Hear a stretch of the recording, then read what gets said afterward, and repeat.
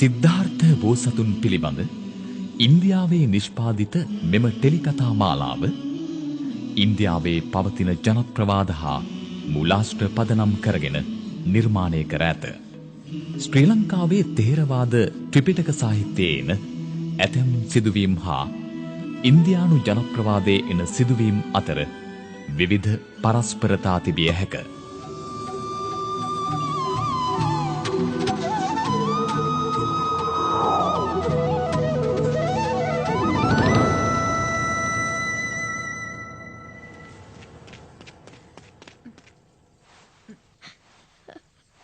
ඇයි මෑණියනි මේ කතා කරන්න? කුමක්ද උනේ ඇයට? මේ ඔබට පැවසුවාට අපහසුයි වටහා ගැනීමට. මා නොදන්නා කුමක් හෝ කරනවක් තිබෙනවාද ඔබේ රෝගය ගැන?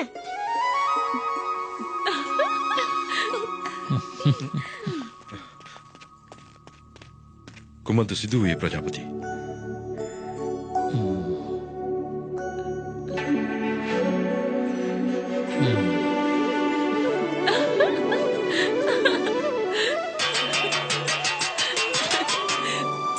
තුමයි යන්ඩි අපේ පවුලට තවත් අමුත්තෙක් එක් වෙලා ශාක්‍ය නාමය බබලවන මහදේවිය මවක් දැන්. සුබ පැතුම් ප්‍රජාපති. සුබ පැතුම් මහරජ සුද්ධෝදන. සුබ පැතුම්. සුබ පැතුම් රජතුමනි.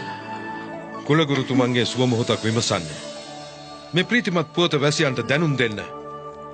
උත්සවාකාරයෙන් සැමරිය යුතුයි මේ ප්‍රීතිමත් අවස්ථාව.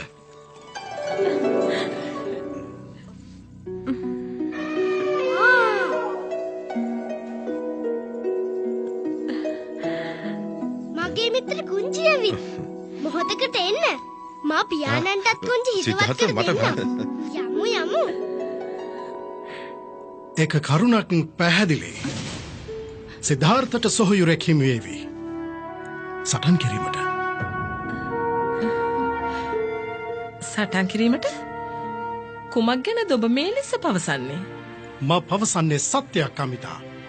සිද්ධාර්ථට අනාගතයේදී සටන් කිරීමට සිදුවන්නේ මව් සෙනෙහසට. නැහැ. එසේ සිදුවන්නේ ඔබටත් නොදැනීමයි.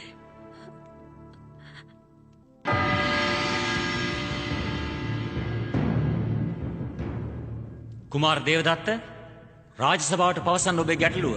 රජතුමනි, පක්ෂය දඩයම් කළේ මම. මේ පක්ෂය අයිති මට. මහරජතුමනි, මේ පක්ෂය මා පාමුල ඇද වැටුනේ. මිය යන්නට ලංනි. මා ඔහු ආරක්ෂා කළා. අප කෙසේද මේ පක්ෂි පැනය විසඳන්නේ? එක් අයෙක් පක්ෂයා දඩයම් කළා. එක් අයෙක් ආරක්ෂා කළා. කවරෙක්ටද පක්ෂය අයිති? දඩයම් කිරීම ක්ෂත්‍රීය ධර්මයක් සිද්ධාර්ථ. සීල සතුන් සුරකීම මනුෂ්‍ය ගුණ ධර්මයක් මහරජතුමනි. පක්ෂයා දඩයම් කළේ දේවදත්ත බව ඔබ පිළිගන්නවද? මා ඔහු ආරක්ෂා කළා. ඒ බව ඔබ පිළිගන්නේ නැතිද? ඔබ කඩ කරන්නේ ශාක්‍ය ධර්මයන්. ඔබ නැසන්නේ මනුෂ්‍ය ධර්ම. සත්‍යන්ට පීඩා සිදු කිරීමද ශාක්‍ය ධර්මය.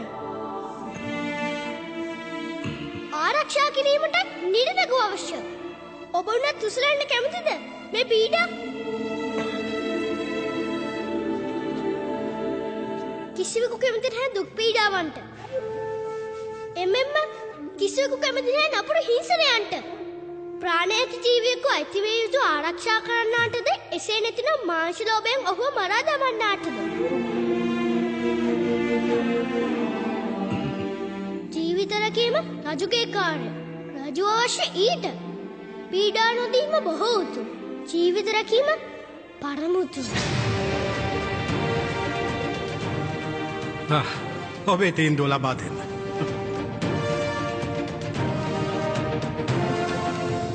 තීරණයක් ගැනීම අසීරු මොහොතක්. කොණ්ඩඤ්ඤාඳුරුතුමනි, ඔබටවත් හැකිද මේ විසඳන්න?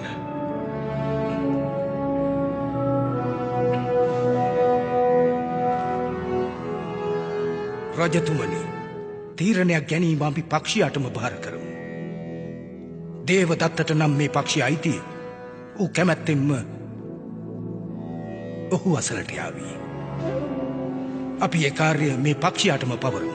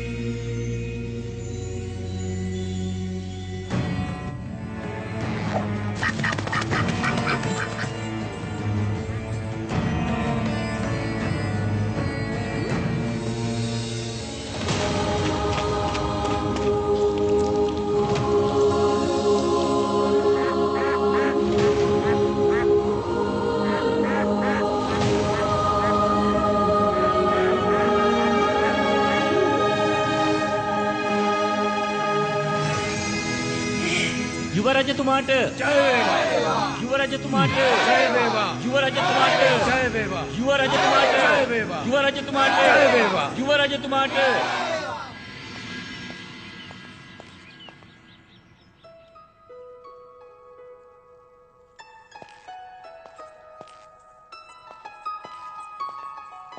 මේ දේවල් කුමකටද ප්‍රජාපති?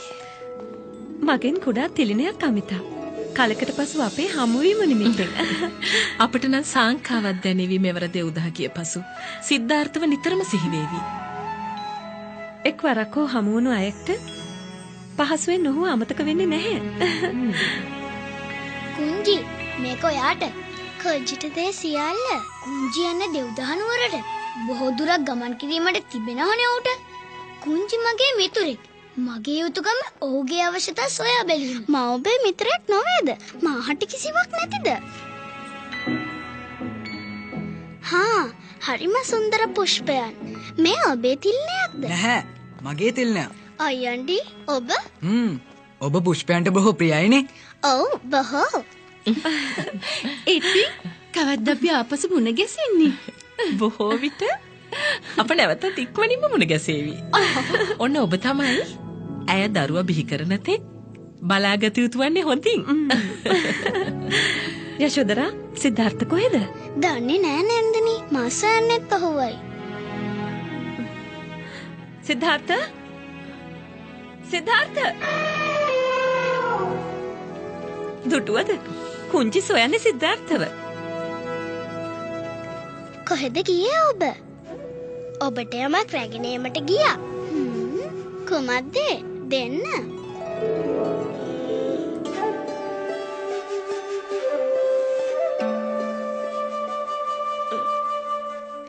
මේ කුමක්ද? එය රහසක්. ඔය ශාක බීජනේ හරි අපූරු තිලිනයක්.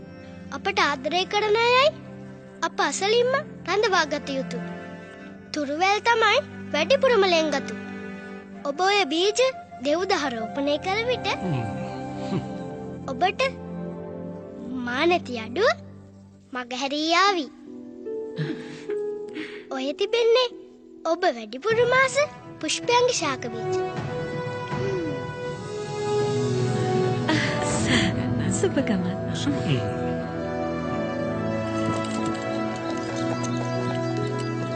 කුංජි ඔබව සොයාවි. ආපසු වඩා ඉක්මනින් එන්න. මට නම් ඔබ අමතක වෙන්නේ නැහැ. එසේම ඇති ඔබේ සිතට.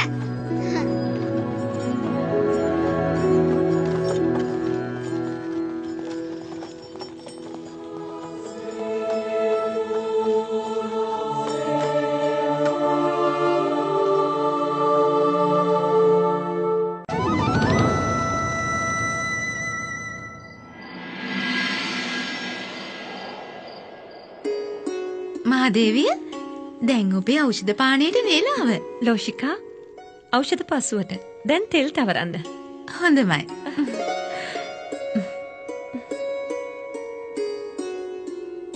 මහදේවි, ඔබ මේ තරම් සතුටින් සිටින මම කිසි දවසක දැකේ නැහැ. මා ඔබට වඩා සතුටින්.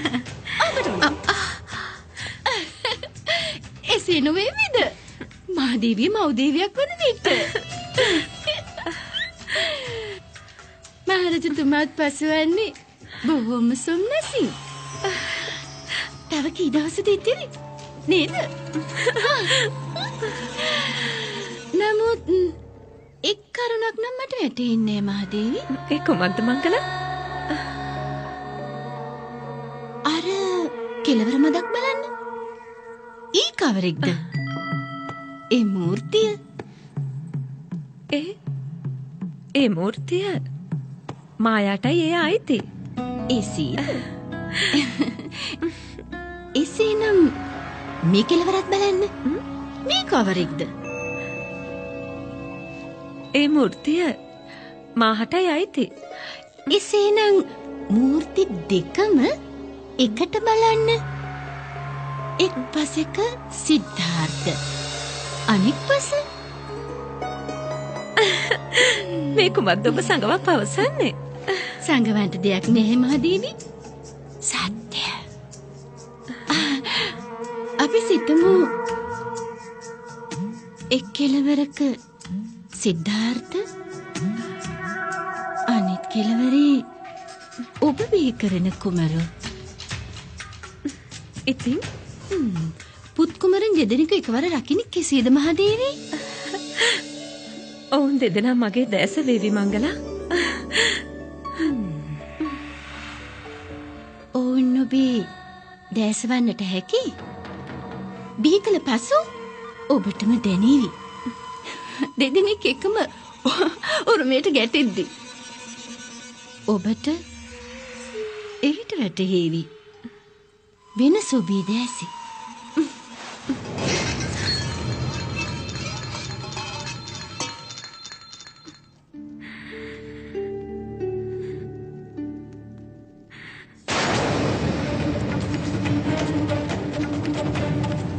එක් කෙළවරක සිද්ධාර්ථ, අනිත් කෙළවරේ ඔබ බිහි කරන කුමරු. පුත් කුමරන් දෙදෙනෙකු එකවර රකින්න කෙසේද මහදේවි? ප්‍රජා, මට පොරොන්දු වෙන්න. මගේ සිද්ධාර්ථ කුමරු ඔබේම දරුවෙකු මින් සුරකින බවට. සිද්ධාර්ථට අනාගතයේදී සටන් කිරීමට සිදුවන්නේ මව් සෙනෙහසට. ඔබටම දැනේවි දෙදෙනෙක් එකම උරුමයට ගැටෙද්දී.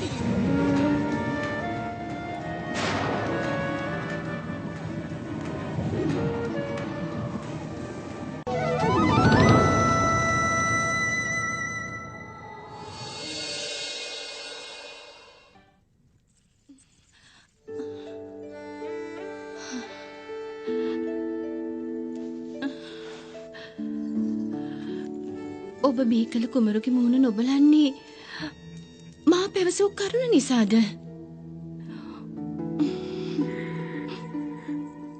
කොහොමත් ඒ කරුණ සත්‍යයක් මංගලා. මූර්ති දෙකක් කියන්නේ දෙදෙනෙක් නොවුනට සිද්ධාර්ථ සහ නන්ද කියන්නේ දෙදෙනෙක්. මංගලා දේවි, මහදේවිය තීරණය කළා නන්ද පුත් කුමරුව කිරිමවුරුන්ට පාර කරන්න.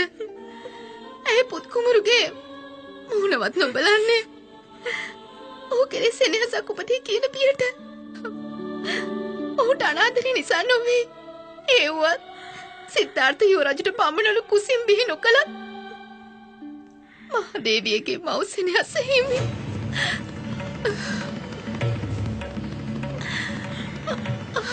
එතරම් පරිත්‍යාගයක්?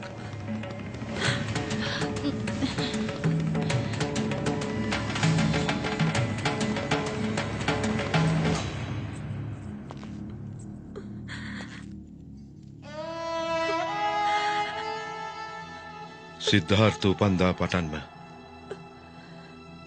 ඔහුට දුක් ඡායා මාත්‍රයක්වත් මා නොපෙන්වා කටයුතු කළේ අනාගත කපිලවස්තුවේ පහළවන ශාක්‍ය චක්‍රවර්ති රාජ්‍ය ආරමුණු කරගෙන. නමුත් ඒ සියලු ප්‍රයත්නයන් පරාජිතයි ඔබේ. පරිත්‍යාගයට. ස්වාමිනේ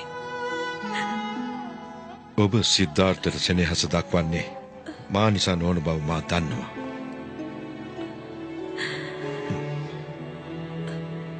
මින් පෙර මා මේ තරම් කැපකිරීමක් දැක නැහැ ප්‍රජාපති. මේ පරිත්‍යාගයට සම කළ හැකි කිසිවක් නැහැ. ඔබේ පරිත්‍යාගය අනාගත කවීන් පවා වන්නනා කරාවි. ඉතිහාසයටත් එක්වේවි. ඔබගේ ඒ මව් සෙනෙහස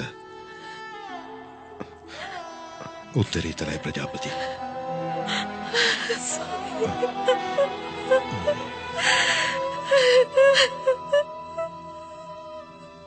පුත් කුමරු සිද්ධාර්ථ චක්‍රවර්ති රාජයෙකු වීම කෙසේවත් වලකින්නේ නැහැ. කෙසේවත් නැහැ. ලෝෂිකා මහරජතුමනි කිරිමව්වරුන්ට දන්වන්න නන්ද කුමරුට කිසිදු අඩුවක් නොවිය යුතු බව. එසේ ඒ උපායනු තොහුණු ඉචාය ගත්තේ. ගුරු විශ්වමිත්‍රයින් කෙසේද යුවරජුගේ ඉගෙනීමේ කටයුතු? ශ්‍රේෂ්ඨයි. අති ශ්‍රේෂ්ඨයි රජතුමනි. සිද්ධාර්ථ යුවරජුට ඕනෑම ගැඹුරු කරුණක් තනියම වුවත් වටහා ගත හැකියි. ඉතා ප්‍රීතියක්.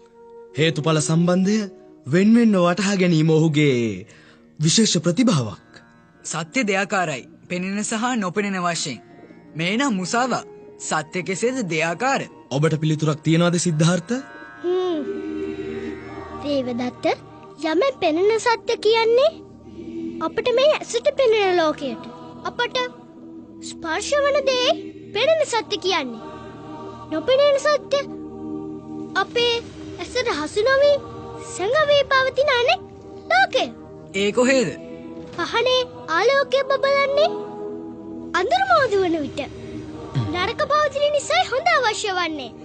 මේ සත්‍යයෙන් දෙකම පවතින එකම ලෝ දහමත් තුල.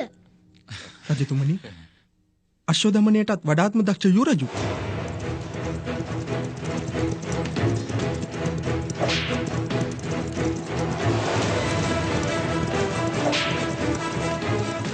අශ්වයා මිතුරු කර ගැනීම අශ්වදමනයේ ප්‍රධාන උපක්‍රමය.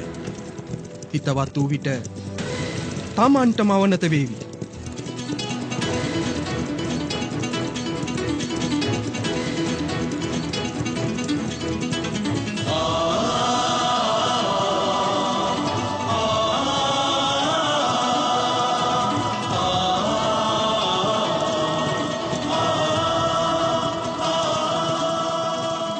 කොයි අයුරින් බැලුවත් සිද්ධාර්ථ යුවරජු ඉන්නේ ඉදිරියෙන්. නර්තනය සංගීතය වැනි විෂයන් වුවත් කදිමයි. ග්‍රහණය කර ගැනීමට ඔහුට ගත වෙන්නේ ඇසිල්ලක් රජතුමනි. ඔහුගේ යුද අභ්‍යාස අවිහරඹයට ඔහුගේ සමර්ථකම කෙසේද?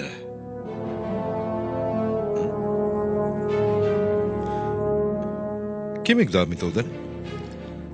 රජතුමනි සිද්ධාර්ථ අවිහරණයට ප්‍රිය නැහැ. අවිහරඹයට කුමක් නිසාද ඔහු එයට අකමැති වන්නේ? ඊට හේතුව අවිවලින් කිසියෙකුට රිදවීමට අකමැති වීම. අවශ්‍ය නම් අවිහරඹයත් ඔහුට සුළු විද්‍යාවක්. ඔව් රජතුමනි. එය යුවරජුගේ දෝෂය. දෝෂය යුවරජුගේ නොවේ, දෝෂය අපගේ යදුරුවරණි.